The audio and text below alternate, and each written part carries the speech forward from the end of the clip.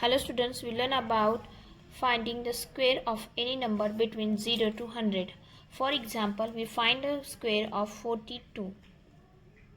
To find the square of the 42, first we write the square of a separate digit.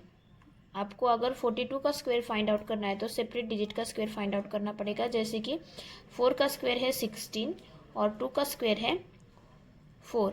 But हमें ये digits separate नहीं लिखना है, 2 digit के form में लिखना है.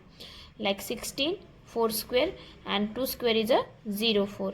Next step is multiply 4 2 and 2. 4 2 ज़ा 8 8 2 ज़ा 16 एंड राइट दिस नंबर. आपको एक डिजिट को छोड़ के यानी कि 1 प्लेस छोड़ के ये नंबर लिखना है और ऐड करना है. 4 0 plus 6 is 6, 6 plus 1 is a 7 and 1 as it is. So 42 square is equal to 1764. Using this method we can find square of any number between 0 to 100. Thank you.